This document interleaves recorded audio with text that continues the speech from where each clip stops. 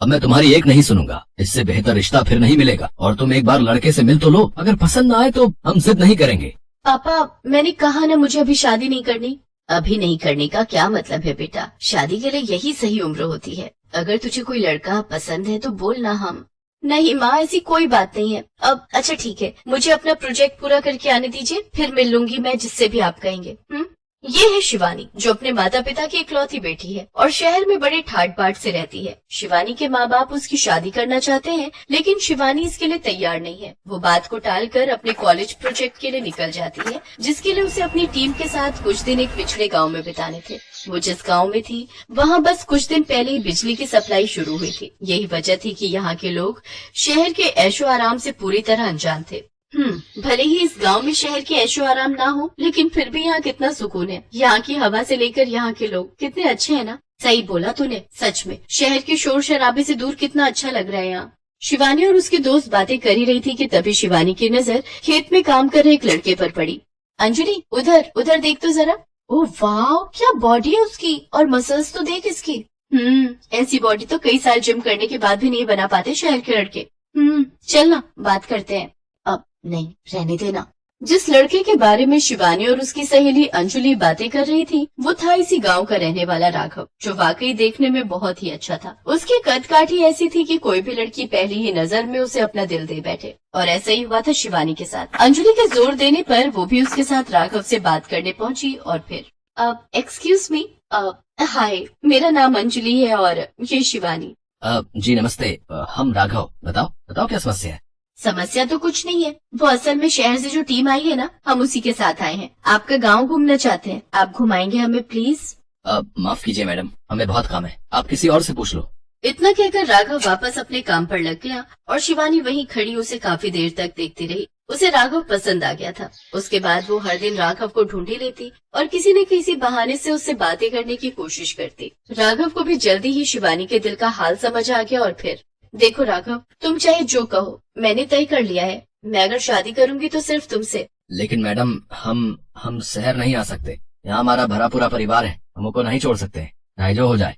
तो तुमसे शहर आने को बोल ही कौन रहा है? और वैसे भी शादी के बाद लड़कियां ससुराल आकर रहती हैं, लड़के नहीं। मुझे तुम और तुम्हारा ये गांव बहुत भाग्य है। राघव प्लीज मुझसे शादी कर लो, मैं यहाँ तुम्हारे साथ खुशी खुशी रहूंगी। शिवानी की ये बात राघव के दिल पर जा लगी। सच तो ये था कि उसे भी शिवानी पसंद थी, लेकिन अब जब शिवानी उसके खातिर शहर छोड़कर गांव में रहने को भी तैयार थी तो उससे भी ना नहीं बोला गया। शिवानी ने गांव से लौटकर अपने घर वालों को राघव के बारे में बताया। फिर काफी नानुकुर के बाद आखिरकार शिवानी के माता पिता को झुकना ही पड़ा और इस तरह शिवानी और राघव की शादी की तैयारियां शुरू हो गयी। पापा, एसी बुक करने की कोई जरूरत नहीं है, वहाँ गांव में अभी लाइट के कनेक्शंस हुए हैं तो वोल्टेज इतने नहीं आते कि एसी चल सके। आप ऐसा कीजिए, एक अच्छा सा कूलर ही खरीद दीजिए, बस वही काफी होगा। और वैसे भी गांव में शहर से कम गर्मी होती है तो वहाँ कूलर ही बहुत है। शिवानी जानती थी कि गांव में उसकी जिंदगी आसान नहीं होगी, लेकिन फिर भी राघव के लिए वो अपने सारे ऐशो आराम छोड़ने को तैयार थी। जल्द ही शिवानी और राघव की शादी हो गई और शिवानी के साथ उसका कूलर भी उसके ससुराल आ गया। ये का बला है भाई, देखा तो पहले कभी नहीं देखे। हवा देने वाला मशीन है बाबा, बिजली से चलत है यो। राघव का बड़ा परिवार था, उसके माता पिता, चाचा चाची और उसकी छोटी बहन सब साथ ही रहते थे। और फिर एक दिन, सुनो ना, अब काफी गर्मी होने लगी है, आप ये कूलर का कनेक्शन कर दो ना। हाँ, बस एक बार हम घर में बत्ती से कनेक्शन करवा लिए हैं, तभी कूलर चल पाया है तुम्हारा। अब ठीक है, कोई बात नहीं। अगले दिन राघव अपने घर में लाइट का कनेक्शन करवा लेता है और फिर बारी आती है कूलर को बिजली से जोड़ने की। राघव कूलर का कनेक्शन करने जा ही रहा होता है कि तभी उसकी माँ आकर उससे कहती है, अरे लल्ला, जो का कर रहे हो तुम? मायो कूलर को कनेक्शन कर रहा है, और का कनेक्शन जो का होता है? का कोई खाने की चीज है का? ना मेरी अम्मा, कनेक्शन को मतलब है कि हम जा कूलर को बत्ती से जोड़ के चलान जा रहे हैं। अच्छा लल्ला, जो कूलर वही तो है जो गर्मी में ठंडी लाई दी है। हाँ अम्मा, यो भैया।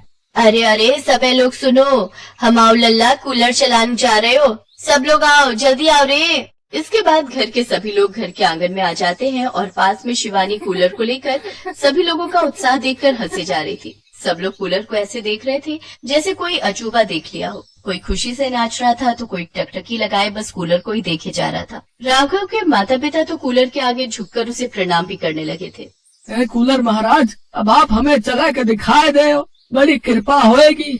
अरे बाबूजी, ये कोई इंसान या देवता नहीं है, ये तो बस एक मशीन है। अभी देखिए बिजली से कनेक्शन होते ही ये चल पड़ेगा और फिर देगा इस गर्मी में ठंडी का एहसास। अरे भाभी, जो गर्मी में ठंडी ला दे वो देवता से कम थोड़े है। काय अम्मा, सही बोले ना हम? हाँ बेटी, तुमने बिल्कुल सही कही। और वैसे भी घर में कछु नया काम पूजा पाठ से ही होना चाहिए। जो तुम ऐसा करो, जाके आरती की थाली सजा लाओ।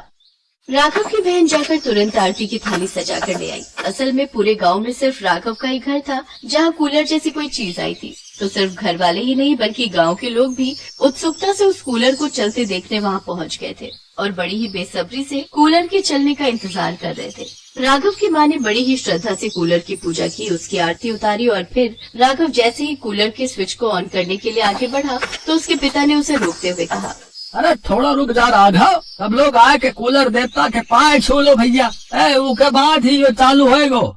इतना सुनकर वहाँ मौजूद सभी लोग बारी बारी से कूलर के पैर छूने के लिए आने लगते हैं और ये देखकर तो शिवानी की हंसी नहीं रुक रही थी, लेकिन किसी को बुरा न लगे इसके लिए वो सबसे मुंह छिपाकर हंस रही थी। फिर जब सभी लोगों ने कूलर को झुककर प्रणाम कर लिया तब जाकर आखिरकार राघव ने कूलर का प्लग लगाकर उसका स्विच ऑन किया, लेकिन ये क्या, कूलर तो चला ही नहीं।